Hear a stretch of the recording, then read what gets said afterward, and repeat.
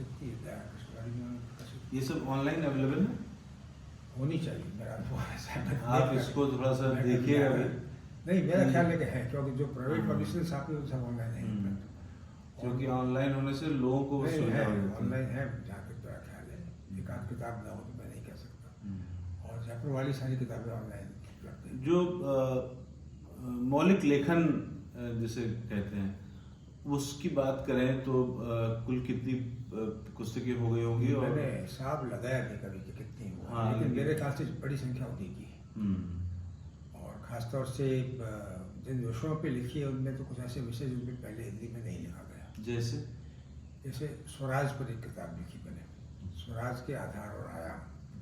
वो ये स्वराज वाला स्वराज नहीं है, मतलब एक अलग कॉन्सेप्ट है। स्वराज का कॉन्सेप्ट क्या है उसको लेकर के इतिहास दर्शन पर एक पुस्तक है, और उसमें ये बताने की कोशिश की गई कि अहिंसा इतिहास का एसेंस है। और इसी प्रकार से अहिंसक अर्थव्यवस्था और अहिंसक समाजवाद पर किताबें हैं। और ये सब गांधी और बुद्ध के अलावा है, का नाम लिए बिना है। गांधी पर तो 2 किताबें मैंने लिखी, एक सभ्यता का विकल्प करके पहले लिखी थी, और एक विद्रोही महात्मा करके बाद में लिखी, जो राजकमल ने प्रकाशित की है। इसी तरह अहिंसा की संस्कृति, उसके भी आधार और आयाम, ये भी पुस्तक मैंने इसी बीच में लिखी, और वो राजा फाउंडेशन के माध्यम से राजकमल ने प्रकाशित की उसको। और भी बहुत सारे काम उन लोगों के लिए किए। तो व्यवस्थित लेखन की जो परंपरा है, उसके अंतर्गत आपका नाम लिया जाता है। जैसे रामविलास शर्मा जी थे, वो बैठ करके और व्यवस्थित लेखन के लिए जाने जाते थे। आप लोग व्यवस्थित लेखन कर पाए। ज़्यादातर लेखकों के साथ होता है कि अपनी इच्छा अनुसार कभी कहानी की किताब आ गई, 15 साल बाद कविता की आ गई। व्यवस्थित लेखन लोगों के लिए नहीं हो पाता है। इसके लिए कुछ कहना चाहेंगे कि किस तरह का डिसिप्लिन जरूरी है? साहित्यिक लेखन के लिए तो आप ठीक कह रहे हैं, उसके लिए तो बहुत योजना बना करके काम नहीं होता है। मेरे भी वो कविता संग्रह 17-18 कविता संग्रह आ चुके हैं। तो वो जो कविता लिख ली गई, इकट्ठा हो गई, तो कहीं से प्रकाशित हो गई। इसी तरह से नाटक है, तो वो भी इसी तरह से लिखे जाते हैं अलग अलग समय पर।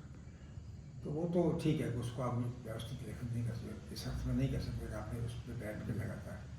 लेकिन ये जो बाकी काम है, जो एकेडमिक काम है, जो और ये सब किताबें अहिंसा वगैरह के लिए मैं आपको बता रहा हूँ, सारी एकेडमिक लेवल की किताबें, जो उपदेश वाली किताबें नहीं है। वो अहिंसा का एक विषय के रूप में, उसके विभिन्न आयामों का एक विषय के रूप में विश्लेषण और अध्ययन करती है, और उसके एक वैज्ञानिक पद्धति से उसको समझने की कोशिश करती है। तो इसके लिए तो आपको बैठना पड़ेगा, इसके लिए आपको संदर्भ जुटाने पड़ेंगे, इसके लिए आपको उन संदर्भों को कंपेयर करना पड़ेगा, एनालाइज करना पड़ेगा। सबसे ज़्यादा आपका मन किस सब्जेक्ट में लगा? किस में आपने काफ़ी ज़्यादा लगा कि सबसे ज़्यादा मन के करीब रहा? अहिंसा, क्योंकि ये 2002 के बाद सबसे ज़्यादा काम इसी विषय पर, मतलब मैंने खुद भी लिखी और मित्रों से लिखवाई भी, कुछ अनुवाद भी इसी सिलसिले में किए। और क्यों अहिंसा जहन में आया कि इसलिए इस पर ज़्यादा काम? मुझे लगता है कि पूरी दुनिया की सबसे बड़ी समस्या, पूरी मानवता की, केवल भारतवर्ष की नहीं, वो है कि हम सब लोग हिंसक होते जा रहे हैं। और हिंसा जो है वो केवल शारीरिक हिंसा नहीं होती, या युद्ध हो गया तो हिंसा हो गई, कोई झगड़ा हो गया तो हिंसा हो गया, ऐसा नहीं है। हिंसा के कई सारे आयाम हैं। एक प्रत्यक्ष हिंसा से भी ज़्यादा प्रभावित करने वाली अप्रत्यक्ष हिंसा होती है, और उस अप्रत्यक्ष हिंसा के कई रूप होते हैं। जैसे आपकी सामाजिक संरचना में जो हिंसा है, आपकी आर्थिक संरचना में जो हिंसा है, आपके राजनीतिक सिस्टम जो आपने बनाया है उसमें जो हिंसा है, और इसके साथ साथ में आपके बिलीफ सिस्टम में, आपकी विश्वास प्रणाली में जो हिंसा आ गई। मान लिया समाज देख रहे ये तो ठीक है, तो ये जो ठीक है, ये जब गलत कुछ होता है तो हम कहते हैं ये तो होता ही है, होता आया है।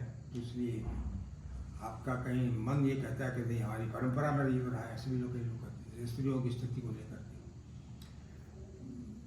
दलितों की स्थिति को लेकर के, बहुत से लोग ऐसे आज भी मिल जाएंगे, आप पूछोगे नहीं ये तो हमारी सामाजिक परंपरा में रहा है। तो आपकी ये जो इतनी सारी एकेडमिक किताबें हैं, जाहिर है ये ट्वेल्थ क्लास के लड़के से लेकर के बीए का जो लड़का होता है उसी के बनने का सबसे ज्यादा संभावना होती है अगर उनको तो पढ़ा जाए तो वो तो शायद बहुत ज्यादा संख्या में पढ़ नहीं पाएंगे।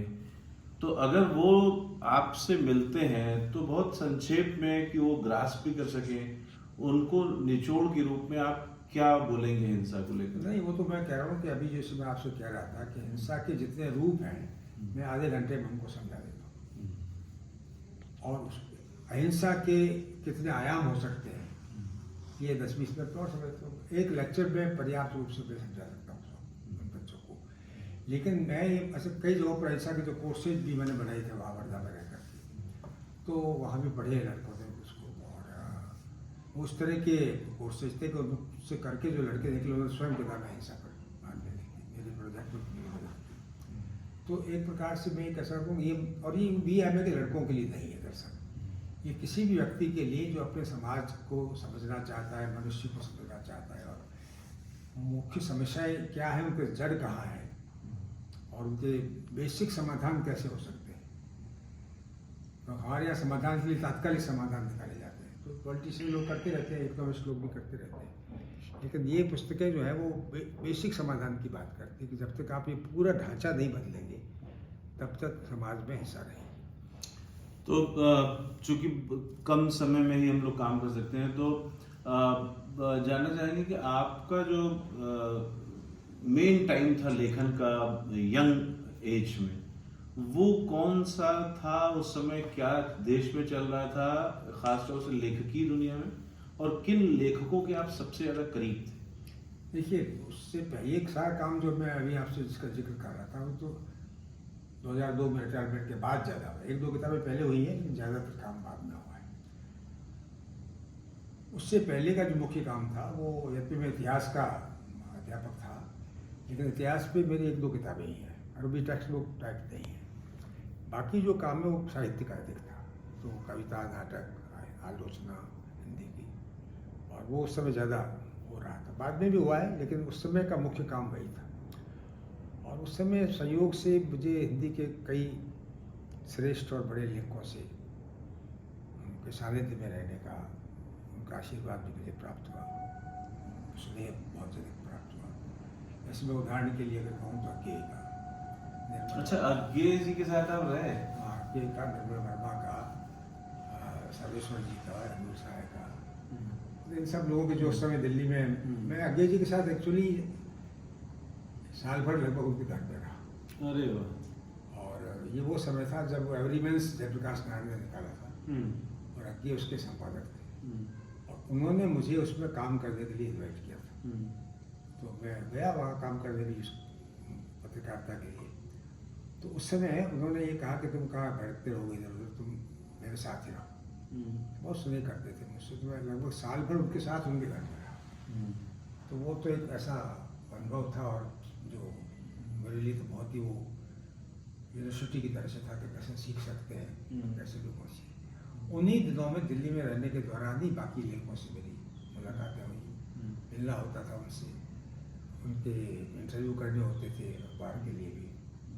तो उसमें मैंने साही जी का इंटरव्यू किया, रघुवीर साय का किया, मोहन साहब मिश्र का किया, शिवराम कारंथ आए थे तो उनका इंटरव्यू किया। और तो उन सब लोगों से लगातार मिलना होता रहता था। और शाम का समय तो मोस्टली मैं जब उनके साथ रहता था, आते समय तो उनके साथ आता था ऑफिस, जाते समय मैं उनसे कहता था आप नहीं, मैं आ जाऊँगा। तो जाते समय मैं रुक जाता था और तब मंडी हाउस के आसपास इन सब लोगों से और ज़्यादा मिलना होता। थिएटर के लोगों से मिलना हुआ उसी समय, मतलब भानु भारती तो कर राजस्थान के थे और हम पहले से परिचित थे और वो मित्रता और घनिष्ठ हुई वहाँ पर। तो इसके अलावा भी उसी समय राजेंद्र गुप्ता भी वहीं पर थे, देवदास अंकुर भी वहीं पर थे, मनोहर सिंह नहीं रहे अब लेकिन वो भी वहीं पर तो रेपर्टरी में थे। तो इन सब लोगों से मतलब लगातार मिलना जुलना, बातचीत करते रहना और उस वातावरण में रहना। नाटक की ओर आप इसी वजह से झुके? नाटक की देखिए सामान्यतः तो बचपन में मेरा रुझान था थोड़ा सा, मैंने एक आध नाटकों में काम भी किया था। और बचपन में खुद एक नाटक लिखा, उसको मैं अपने काम किया। वो तो खैर एक बच्चों की जैसे होती है उस तरह की बात। सीरियसली अगर देखा जाए तो मैं जब एवरीमेंस में आया तो अन्य कामों के साथ में मुझे नाट्य समीक्षा का काम भी सौंपा गया। तो ये भी एक कारण था कि लोगों से लगातार मिलना होता था, नाटक देखना होता था। तो भानु भारती का बहुत अधिक आग्रह था कि तुम एक नाटक लिखो हमारे लिए। तो मैं कहा देखेंगे, कभी सोचेंगे। पर धीरे धीरे वो जब मिलते चले गए उन लोगों से, तो फिर नाटक लिखने की शुरुआत हुई। जबकि पहला नाटक जब लिखा उसमें भानु भारती जापान में थे, तो वो नहीं कर पाए इसको। तो पहले बीकानेर में हुआ, उसके बाद तो बहुत जगहों पर शुरू हुआ इसको। तो वो लेकिन हाँ, ये ज़रूर है कि नाटक लिखने की या नाटक की थोड़ी बहुत समझ करना चाहिए जो पैदा हुई, जो नाट्य लेखन के लिए ज़रूरी होती है। मैं ये मानता हूँ थोड़ी रंगमंच की समझ, थोड़ा इन सब चीज़ों की, अभिनय की संभावनाएं कैसे बनती है, किन सिचुएशंस में बनती है, ये सब वहाँ रहने के दौरान समझ में आया। पत्रकारिता का कौन सा दौर रहा? वही 73 का। और वैसे तो मैं उसके बाद लगातार अखबारों में लिखता रहा, नवा टाइम्स में, जनसत्ता में, राजस्थान पत्रिका में, पॉलिटिकल बहुत लिखा है। मतलब यूनिवर्सिटी में, कॉलेज में आने से पहले आप? नहीं, कॉलेज में रहते हुए मैं काम करता था। कॉलेज में मैं गया 76 में, तो 76 के बाद 2002 तक और 2004-05 तक मैं कह सकता हूँ काफ़ी मैंने अखबारों में लिखा। नामवर जी से कैसे रिश्ते रहे? नामवर जी से रिश्ते स्नेहपूर्ण थे, कि मेरे उनके वैचारिक तो सहमति नहीं हो सकती थी भी नहीं, लेकिन मैं ये कहूँगा कि उन्होंने भी स्नेह किया मुझे। क्या मेन वैचारिक मतभेद था? देखिए, मुख्य बात ये थी कि उनका विश्वास मार्क्सवादी दर्शन में था, मेरा नहीं था। सामाजिक समानता, आर्थिक समानता को लेकर कोई मतभेद नहीं उसका मूल्य के रूप में, लेकिन जो प्रक्रिया उसके लिए वो मानते थे, और खासतौर से उस समय सोवियत रूस में जो कुछ हो रहा था, उस समय सब लोग चुप थे उस प्रश्न पर, हम चुप नहीं रह सकते थे। मुझे लगता था कि आप स्वतंत्रता के पक्ष में, तो आपको वहाँ के लिए भी बोलना चाहिए, केवल अपने लिए नहीं। जो स्वतंत्रता आप अपने लिए चाहते हैं वो उनको भी कभी मिले, तो इस मुद्दे को लेकर था। और फिर आप जानते हैं साहित्य की थोड़ी बहुत हो जाती है, पॉलिटिक्स भी चलती रहती है। जबकि मेरी कोई बहुत गहरी रुचि उसमें कभी नहीं रही, वरना मैं उसको लेकर कभी सक्रिय रहा अपने जीवन में। मैं अपने पढ़ने लिखने से काम ज़्यादा रखता था, पर उस लिखने में क्योंकि बहुत सी चीज़ें ऐसी होती जो वातावरण में जो चल रहा होता था उसका रिफ्लेक्शन होता था। और मार्क्सवाद को मैं दरअसल उसकी आर्थिकी से मेरे को कोई बहुत समस्या नहीं है, लेकिन उसके लिए उसकी दार्शनिक मीमांसा जो है उससे मैं असहमत हूँ। तो इस कारण से वो पटरी उस तरह नहीं बैठ सकती थी। फिर कविताओं को लेकर के, कवियों के मूल्यांकन को लेकर के भी उनसे मतभेद था। पर ठीक है, मतभेद अपनी जगह पर होते हैं, उससे कोई फर्क नहीं पड़ता। पॉलिटिकल इंक्लिनेशन आपका कभी किसी और रहा? मोटे तौर पर अगर कहें शुरुआती दौर में, तो वो समाजवाद की तरफ था। और उस समय जो प्रजा समाजवादी पार्टी, संयुक्त सोशलिस्ट पार्टी, इन सब की राजनीति आकर्षित करती थी। मैं अपने विद्यार्थी जीवन में कॉलेज में चुनाव वगैरह भी लड़ा था, और अपने नगर की जो SOES थी उसका अध्यक्ष भी रहा। और उस समय जो नेता लोग थे उनके विचार जैसे खानसर लोहिया, और बाद में जयप्रकाश, फिर विनोबा भी, MN रॉय, इनको मैंने खूब पढ़ा, और एक तरह से इसका संयुक्त दर्शन मेरे मन में तैयार हुआ। इसलिए मैं उस दर्शन और उस तैयारी के बाद आज के समय को कैसे लेते हैं? आज तो मुझे लगता है कि मूल्य और विचारधारा या वैचारिक प्रतिबद्धता जैसी तो कोई चीज बची नहीं। जो दल हैं वो उनके भी वैचारिक आधार समाप्त हो गए, और ये काफ़ी पहले से होना शुरू हो गया था। इमरजेंसी के बाद लगभग ये होने लगा था, एक कुछ समय के लिए लगा कि, तो मैंने उन अखबारों में लिखता था कि ये राजनीतिक गैंग है, गिरोह है, गिरोह शब्द का इस्तेमाल किया था मैंने। ये सब राजनीतिक गिरोह हो गई। एक आदमी आज इस दल के अंदर, दूसरे में टिकट नहीं मिला, उस दल में चला गया, और उन्होंने भी उसको स्वीकार कर लिया। तो ये क्या, ये कौन सी विचारधारा? विचार कैसे बदल गया? आपको अगर मान लीजिए एक पार्टी ने आपको वो नहीं दिया जो आप चाहते थे, इससे आपका विचार कैसे बदल सकता है? आप व्यक्तिगत रूप से असहमतियाँ प्रकट करते रह सकते हैं उस तरह की लीडरशिप से, पर आप ऐसी पार्टी में चले जाए जो बिल्कुल भिन्न विचार की है, बिल्कुल जिंदगी भर आप इसका विरोध करते रहे, और उसका कोई कारण आप नहीं बता रहे। कोई वैचारिक आपके परिवर्तन हो गया, उसके कुछ कारण होते हैं, वो कारण आप नहीं बता रहे। आप क्यों नहीं बताए मुझे टिकट नहीं मिला, इससे चला गया, मेरा अपमान वहाँ पर हो गया। ठीक है, पॉलिटिकल तो चलता रहेगा। कुंवर नारायण जी से आपका? हाँ, कुंवर नारायण जी का बहुत स्नेह मिला मुझे, जब भी मिलते थे तो बहुत स्नेह से बातचीत करते थे और कभी कभी अपनी किताबें भी मुझे भेजते थे। उन पर लिख नहीं पाया मैं, ये मेरे मन में एक अधूरी। साई जी से आपकी अच्छी मुलाकात थी? हाँ, साई जी से कई बार मिलना हुआ। साई जी का एक, कहाँ पे? साई जी से मिलना तो मेरा दिल्ली में ही हो गया था। फिर उसके बाद में वसंत जी के शिविरों में भी उनसे मिलना हुआ और लखनऊ में, आबू में। उसके अलावा एक बार जब मैं इलाहाबाद गया तब भी। यही मैं इंतजार कर रहा था कि मेरे इलाहाबाद का नाम आता है कि नहीं, इलाहाबाद के लोगों का तो बहुत सुनहरा मुझमें। साई जी का रहा, राम स्वरूप जी का रहा, लक्ष्मीकांत जी का रहा, राम कमल जी का रहा। लक्ष्मीकांत वर्मा जी एक बार मेरे घर आए, हाँ। किसी फंक्शन में हमने बुलाया। हम एकदम यंग थे, बीए में पढ़ते थे, तो वो आ गए, यही वो था मेरे लिए। उनको जब हम गली में छोड़ने जा रहे थे तो उन्होंने कहा कि रविकांत, जानते हो मैं तुम्हें क्यों प्यार करता हूँ इतना? हमने क्यों? तो कह रहे हैं तुम्हारे नाम में भी कान है। हमें इतना अच्छा लगा कि वाह। नहीं, लक्ष्मीकांत जी का मुझसे तो बहुत ही स्नेह संबंध था और ख़ासतौर से वो भी कुछ समय तक लिए दिल्ली रहने लगे थे और दिल्ली मेरा आना जाना काफ़ी होता था। उन्होंने जनसत्ता में मैं भी लिखता था, तो जब भी मैं दिल्ली होता था जनसत्ता ऑफिस में जाते थे, लक्ष्मीकांत जी वहाँ मिल जाते थे और बनवारी के ऑफिस में। और फिर उसके बाद में हम लोग साथ साथ रहते, बाहर निकलते थे बहुत। बल्कि मुझे याद है कि और हंसी मजाक भी बहुत होती थी। बहुत इलाहाबाद के लोगों में मैंने एक खास विशेषता देखी कि वो आपको बहुत जल्दी अपने बराबर के स्तर पर ले आते, बहुत जल्दी। ये अन्य जगह पर तो असंभव जैसी चीज़ कि आपसे उम्र में इतने बड़ी और साहित्यिक हैसियत में भी इतने बड़े लोग हैं। तो हम लोग क्या थे, साई जी के सामने, सर्वेश्वर जी के सामने, लक्ष्मीकांत जी वगैरह के सामने। मार्कंडेय से मुलाकात हुई? मार्कंडेय जी से। अच्छा, और अमरकांत जी से? अमरकांत जी से एक आध दफ़ा हुई, लेकिन कोई वैसी मतलब।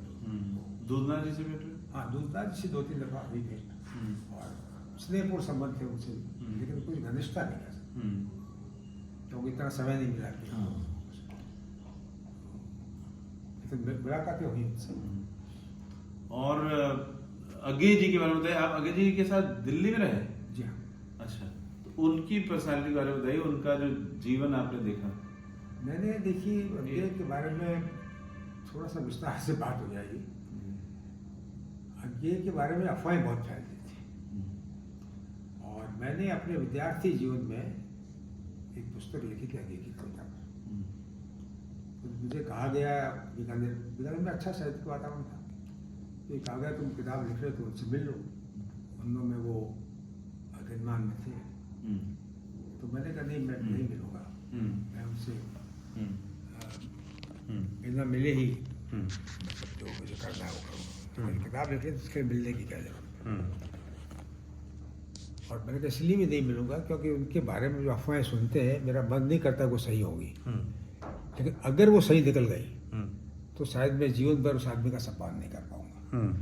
तो मैं एक लेखक का जितना इसके लिए इतना सम्मान मेरे मन में है, मैं क्यों अपने को इस रिस्क में डालूं। तो मैं नहीं मिला। जब वो किताब प्रकाशित हुई तब तो वो कैलिफोर्निया चले गए थे। मेरे प्रकाशक ने वो वहीं भेज दी किताब उनको। मैंने कहा आएंगे तब दे देंगे, क्या दिक्कत है। तो मेरा मित्र भी था, वो तो बहुत उत्साही था, मैं भेज दी और उसके करीब 3-4 महीने बाद उनका एक पत्र मेरे को मिला और फिर उसमें संकेत था कि वो देश लौट रहे और राजस्थान में ही कहीं आएंगे, तब शायद मेरे से कभी भेंट हो सकेगी। तो वो जोधपुर में आके रहे। मैं जोधपुर से किया हुआ था, तो मैं जोधपुर आता जाता रहता था। तो ऐसी एक मुलाकात में यात्रा में उनसे भेंट हुई। फिर वो पहली भेंट से ही मैंने पाया वो सब गलत है जो उनके बारे में।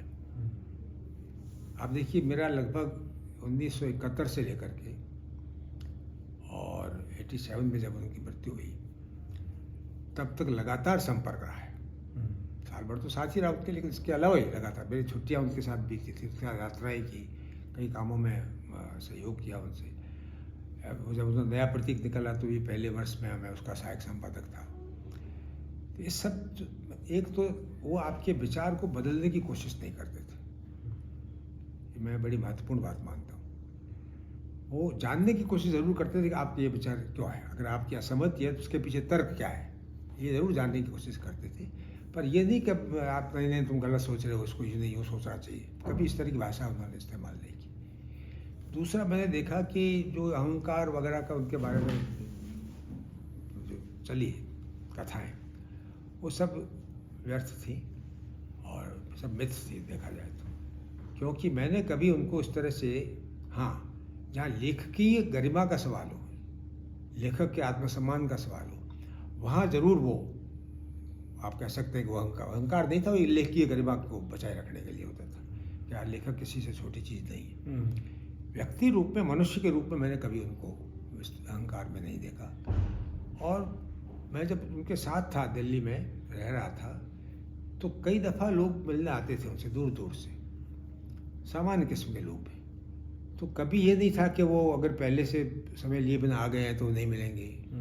कभी ये नहीं था कि फिर जब जो लौटते थे तो पूछते थे कि आप कैसे लौटेंगे वापस, आपको पता है, ना हो तो उसको जहाँ से बस मिलती थी वहाँ तक गाड़ी में छोड़ के आते थे, तो यहाँ से आपको बस फलां जगह के लिए मिल जाएगी। अपने यहाँ जो काम करने वाले उनके घरेलू सहायक थे, उनका भी इतना ख्याल करते थे। और एक दो तो ऐसे थे जो कि जब उनका मन हुआ छोड़ के चले गए, जब मन हुआ वापस आकर रहने लगे। तो एक हमेशा ओपन था उनके लिए, कभी भी आओ कभी भी जाओ। लेखन करते हुए आपने देखा होगा उनका लेखन करने का तरीका क्या था? नहीं, लेखन समय आदि नहीं, समय जब मैं उनके साथ रह रहा था उस समय तो अधिकांश तक वो सुबह लेखन में बिताते थे। नाश्ते के बाद में 2-3 घंटे वो लंच से पहले का समय जो लेखन में जाता था उनका। कविता तो कभी भी लिख ली जाती हो तो इसका तो क्या पता चलता है, पर बाकी लेखन तो, और एक स्टेनो आते थे उनके यहाँ पर, तो 2 घंटे वो मतलब घंटे भर उसको देते थे डिक्टेशन, और फिर जो कुछ वो करके लाता था उसको ठीक ठाक करके और फिर प्रकाशन या अपनी किताब शामिल करते थे। तो ये, और बड़ा डिसिप्लिन से करते थे काम। बहुत शुक्रिया सर। वीडियो जो है काफ़ी लंबा हो जाएगा, इसलिए जो है चलिए ठीक, बात को विराम दे रहे हैं, लेकिन मैंने तो समझा आप यही मिलने के लिए आ रहे, आपने भी कर लिया तो ठीक है। जी जी जी, शुक्रिया सर। शुक्रिया।